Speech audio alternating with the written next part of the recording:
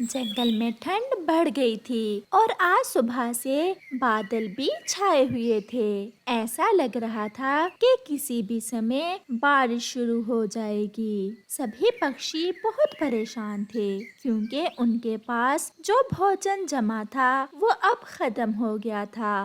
वो सब दोस्त कालू कौवे और गोरी कौवी के घर में इकट्ठे होते हैं। मौसम भी ठीक नहीं है। ऐसे मौसम में हम बच्चों को साथ लेकर भोजन की खोज में नहीं जा सकते।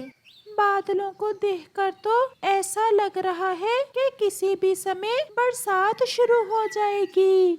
मेरे पास एक उपाय है, अगर आप सबको पसंद आए तो। बताइए बताइए कबूतर भैया, क्या उपाय है? हम ऐसा करते हैं कि अपने अपने बच्चे गोरी और कालू के पास छोड़ जाते हैं। गोरी और कालू बच्चों का ध्यान रखेंगे और हम सब भोजन ले आते हैं। कबूतर यार, भोजन तो हमारे पास भी नहीं है, हमें भोजन कौन देगा? कालू भैया, आप चिंता न करें, हम वापस लौटते समय आप दोनों के लिए भोजन भी ले आएंगे। हम बच्चों की रक्षा कर लेंगे, आप चिंता न करें। अब जल्दी जल्दी जाएं आप, हवा तेज हो रही है। फिर सब पक्षी अपने बच्चों को गोरी और कालू के पास छोड़कर भोजन की खोज में चले जाते हैं। वो सब दोस्त जानते थे कि उन्हें भोजन कहाँ से मिलेगा। वो तेज हवा में उड़ते हुए सीधे पहाड़ों की तरफ जाते हैं, जहाँ एक पेड़ के पास उन्हें कुछ चावल दिख जाते हैं। उसी समय बारिश भी शुरू हो जाती है। दोस्तों, भोजन तो मिल गया है। हम ऐसा करते हैं कि थोड़ी देर उस सामने वाली गुफा में बैठ जाते हैं। जब बारिश रुकेगी तो भोजन लेकर चले जाएंगे। फिर वो सब पास ही एक गुफा में चले जाते हैं। बारिश तेज थी। कौवे और कौवी का घर भी इतना सुरक्षित ना था। थोड़ी ही देर बाद उनके घर की छत टपकने लगती है। कालू जी, पानी घर के अंदर आ रहा है। अगर बच्चे भीग गए तो सबको ठंड लग जाएगी और बच्चे बीमार हो जाएंगे। हमें बच्चों को भीगने से बचाना होगा। मैं छत के ऊपर जाकर देखता हूँ। फिर कालू कौवा घर की छत के ऊपर जाता है। यहाँ तो कई जगह पर छेद हैं। ऐसे मौसम में छत की मरम्मत भी नहीं हो सकती। मैं जाकर गौरी को बताता हूँ।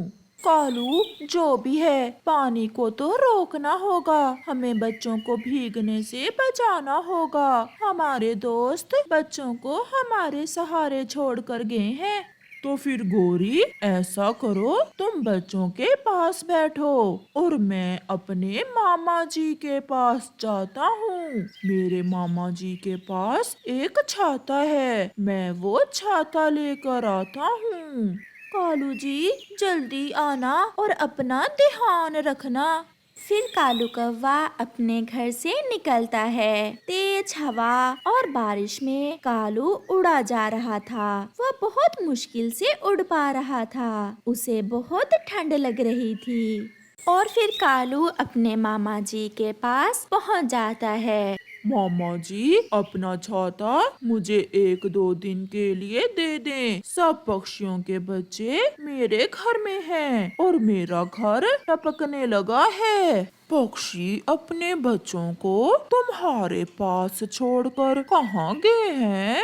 वो सब भोजन लेने गए हुए थे कि बारिश शुरू हो गई। ये लो, तुम ये छाता ले जाओ और बच्चों की रक्षा करो। ठंड के मौसम में अगर बच्चे भीग गए तो वो सब बीमार हो जाएंगे। फिर कालू अपने मामा जी से छाता लेकर वापस होता है। घर आकर कालू सब बच्चों को छाते के नीचे बिठा देता है। बच्चे अब सुरक्षित थे। वो बारिश के पानी से बच गए थे। कालू जी, तुम्हारा शरीर कांप रहा है। मुझे लग रहा है तुम्हें ठंड लग गई है।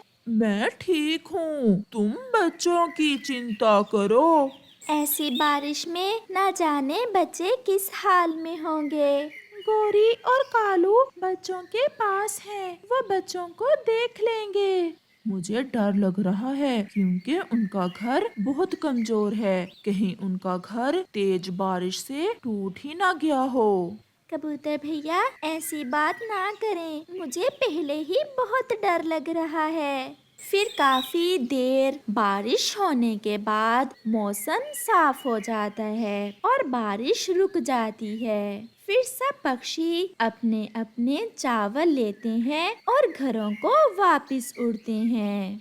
वो पक्षी भोजन लेकर वापस पहुंच जाते हैं। कालू कौवे को तेज बुखार था। गौरी, ये छाता क्यों रखा हुआ है? बारिश तेज थी और घर की छत टपकने लग गई थी। फिर कालू जी अपने मामा जी से ये छाता लेकर आए थे। मुझे लग रहा है कालू की तबीयत कुछ ज्यादा ही खराब है, इसे बारिश के ठंडे पानी से ठंड लग गई है। हवा भी बहुत ठंडी थी। कबूतर भैया चलो हम कालू के लिए दवा लेकर आते हैं। मेरे पंखों में बहुत दर्द हो रहा है। कालू भैया आप चिंता न करें, ये सब बुखार की वजह से है। गौरी बहन आप बच्चों को ये चावल के दाने दें और हम अभी कालू की दवा लेकर आते हैं। फिर चिड़िया और कबूतर कालू कौवे की दवा लेने चले जाते हैं। रात हो गई थी। चिड़िया और कबूतर बुलबुल के पास जाते हैं। कालू कौवे को ठंड की वजह से तेज बुखार है और उसके पंखों में भी दर्द हो रहा है। मैं ये दवा दे रही हूँ, उसे 3 बार दें, दवा पीने से कालू ठीक हो जाएगा। फिर कबूतर और चिड़िया दवा लेकर वापस उड़ते हैं। कालू, कालू अपनी आंखें खोलो। कालू बात करो। तोते भैया देखो तो कालू कोई बात क्यों नहीं कर रहा। कालू क्या हुआ है, बात करो, आंखें खोलो। मगर कालू कैसे बोलता, क्योंकि कालू कौवा ठंड लगने से मर गया था। कालू कौवे ने अपनी जान तो दे दी थी, मगर उसने छोटे बच्चों को ठंड लगने से बचा लिया था। चिड़िया और कबूतर भी दवा लेकर वापस आ जाते हैं। गौरी बहन क्या हुआ, आप रो क्यों रही हैं? चिड़िया, कालू मर गया है, वो कुछ बोल नहीं रहा। क्या? ये आप क्या कह रहे हैं? फिर वो सब रोने लग जाते हैं। गौरी बहन ये सब हमारी वजह से हुआ। अगर हम अपने बच्चों को आपके पास ना छोड़कर जाते तो शायद ये सब ना होता। नहीं चिड़िया बहन, कालू की जिंदगी ही इतनी थी। हम भी तो कई बार बारिश में उड़ते रहे हैं, बस ठंड लग गई है बेचारे को। गौरी बहन अब आप भोजन की चिंता ना करें। अगर कालू ने दोस्ती निभाई है तो हम भी दोस्ती निभाएंगे। हम आपको और आपके बेटे को भोजन दे जाया करेंगे।